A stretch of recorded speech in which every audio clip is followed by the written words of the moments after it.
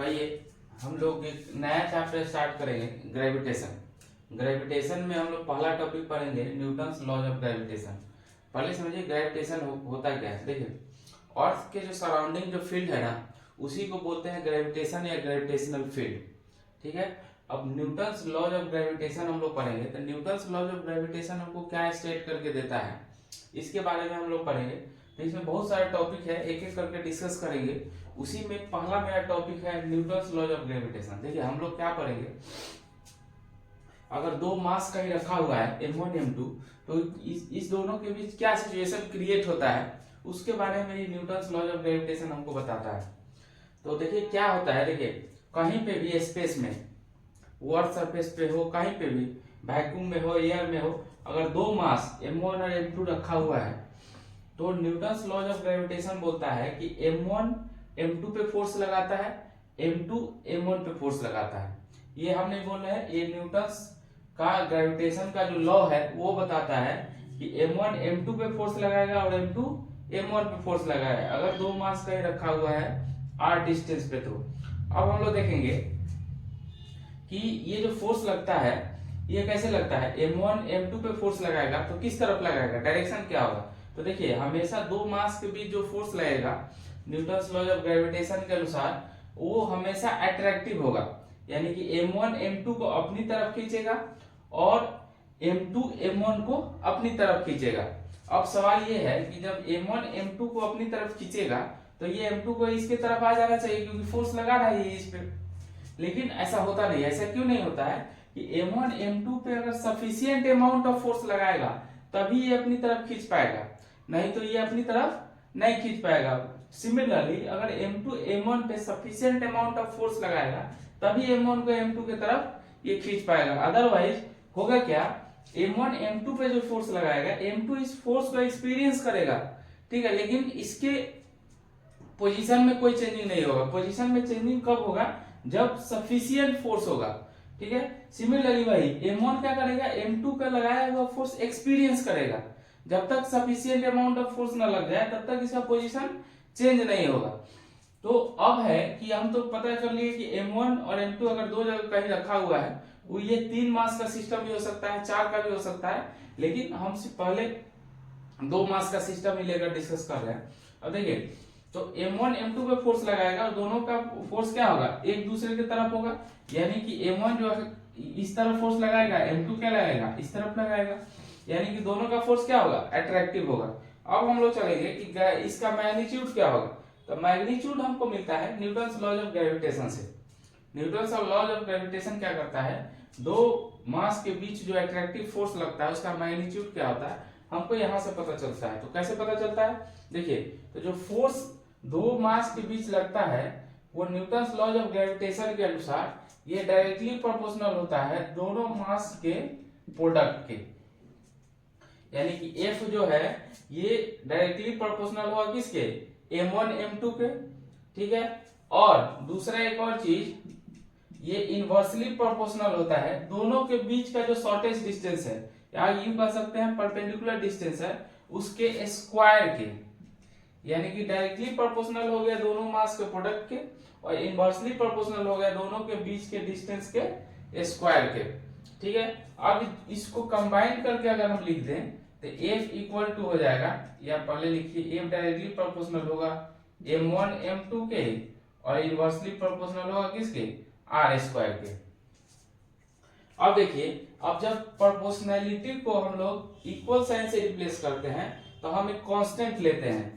तो देखिए आप लोगों को पता होगा F इक्वल हो जाएगा कि m1 m2 r स्क्वायर। यहां देखिए अब k m1 m2 r square, k क्या है, प्रोपोर्शनैलिटी कांस्टेंट है, k को हम लोग g से रिप्रेजेंट करते हैं।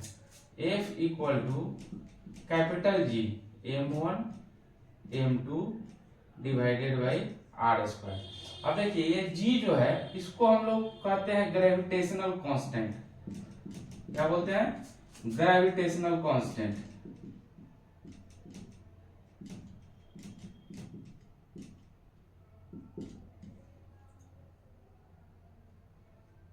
कांस्टेंट। अब देखिए अब ये हमको जानना जरूरी है कि g का वैल्यू क्या होगा। तो g का जो यूनिवर्सल वैल्यू होता है वो होता है 6.67 into 10⁻⁻11 newton metre square kg -2। ठीक है, ये इसका यूनिट होता है। अब देखिए g का वैल्यू, अब यहाँ देखिए g का वैल्यू क्या चेंज हो सकता है।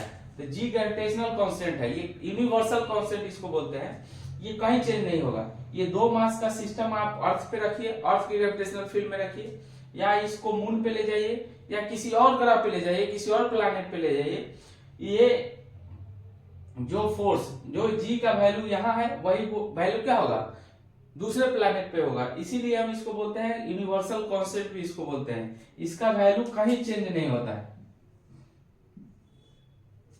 अब यहाँ देखिए इस फॉर्मूले को, जो न्यूटन लॉज ऑफ ग्रेविटेशन से हमको जो ये फॉर्मूला मिला है, इसको थोड़ा सा हम लोग एनालाइज करते हैं। तो इसको कैसे एनालाइज करेंगे, देखिए F फोर्स दोनों के बीच बढ़ेगा कब, जब दोनों का मास इंक्रीज होगा, यानी कि m1 m2 इंक्रीज होगा तो फोर्स भी क्या होगा, इंक्रीज होगा। अगर दोनों के बीच का डिस्टेंस अगर हम लोग बढ़ाते चले तो क्या हो जाएगा, इसके इनवर्सली प्रोपोर्शनल है। r का वैल्यू बढ़ेगा तो फोर्स, ये पूरा टर्म का वैल्यू क्या होगा, अगर r का वैल्यू हम धीरे धीरे बढ़ाते हैं तो ये पूरा टर्म का वैल्यू क्या होगा, घटेगा, यानी कि फोर्स दोनों के बीच क्या होगा, घटेगा। तो हम ये कह सकते हैं कि अगर इस दोनों के बीच का डिस्टेंस बढ़ाते जाए तो दोनों के बीच का जो मैग्नीट्यूड है फोर्स का क्या होगा, घटेगा। अब यह देखिए ये जो मैग्नीट्यूड है इसके मीडियम पे डिपेंड नहीं करता है। अगर इस दोनों मास को वैक्यूम में रखिए, एयर में रखिए, अर्थ सरफेस पे रखिए, अर्थ सरफेस के ऊपर रखिए, मून पे रखिए, या किसी और प्लैनेट पे रखिए, ये जो फॉर्मूला है, ये जो दोनों के बीच का फोर्स है वो हर जगह वैलिड है, सेम रिजल्ट देगा। यानी कह सकते हैं कि इस दोनों के मास के बीच अगर कुछ भी रख दीजिए, इसके वैल्यू पे कोई इफेक्ट नहीं पड़ेगा। तो यानी कह सकते हैं कि इंडिपेंडेंट ऑफ मीडियम है, मीडियम से इसके फोर्स को कोई फर्क पड़ने वाला नहीं है। तो हम लोग समझ गए कि gravitation, Newton's laws of gravitation क्या होता है। ये न्यूटन्स लॉज ऑफ ग्रेविटेशन बताता है कि जहां दो मास या तीन मास का सिस्टम है वो दोनों एक दूसरे पे फोर्स लगाता है, और फोर्स लगाता है तो ये हमको बताया कि उस फोर्स का डायरेक्शन क्या होगा और उस फोर्स का मैग्नीट्यूड क्या होगा। अब हम लोग एक्सीलरेशन ड्यू टू ग्रेविटी क्या होता है उसको हम लोग डिस्कस करेंगे।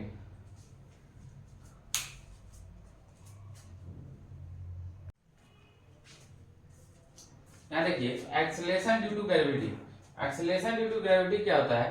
सपोज कीजिए ये अर्थ है, ये अर्थ सरफेस है, इसके अर्थ सरफेस पे एक मास रखा हुआ है। तो हम लोग डिस्कस करेंगे कि जो एक्सीलरेशन ड्यू टू ग्रेविटी हम लोग न्यूटन्स लॉज ऑफ मोशन में पढ़े थे, जी का वैल्यू 9.8 मीटर पर सेकंड स्क्वायर, ये किस किस चीज पे डिपेंड करता है और इसका एक्सप्रेशन क्या होता है, इसको फाइंड आउट कैसे करते हैं। तो देखिए मान लीजिए ये इसके सरफेस पे रखा हुआ है, यहाँ ध्यान से देखिए सिचुएशन है, अर्थ के सरफेस पे रखा हुआ है। तो ये सरफेस पे रखा हुआ है, इस सेंटर की तरफ फोर्स जो लगेगा mg लगेगा, जो ग्रेविटेशनल फोर्स लगेगा, जो mg लगेगा, जो हम लोग न्यूटन्स लॉज ऑफ मोशन में पढ़े थे।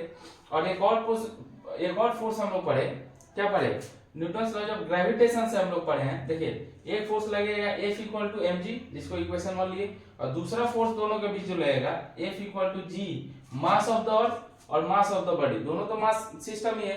ये भी अगर इसको एक बॉडी हम लोग सपोज करते हैं तो दोनों के बीच एक अट्रैक्टिव फोर्स लगेगा according to Newton's laws of gravitation. तो me और ये मास ऑफ द बॉडी है m, और डिवाइडेड बाई r स्क्वायर, यानी कि जो अर्थ का रेडियस है, अर्थ के सरफेस पे रखा है, और इसके सेंटर ऑफ मास को हम इसके सेंटर को कंसीडर करेंगे। हम ये कंसीडर करेंगे कि अर्थ का पूरा मास कहाँ सेंटर्ड है, इसके सेंटर पे। तो इस दोनों के बीच का डिस्टेंस क्या हो जाएगा, r, तो GMEM divided by r square. अब हम क्या करेंगे, इक्वेशन 1 का वैल्यू यहाँ रखिए, तो F इक्वल टू F के जगह पे क्या रख सकते हैं, mg equal to GMEM divided by r square. यहाँ ध्यान से देखिए ये मास ऑफ द बॉडी, और यहाँ भी मास ऑफ द क्या है, बॉडी है, तो दोनों को कैंसल आउट कीजिए। तो g का वैल्यू क्या हो जाएगा, g mass of the earth divided by r square.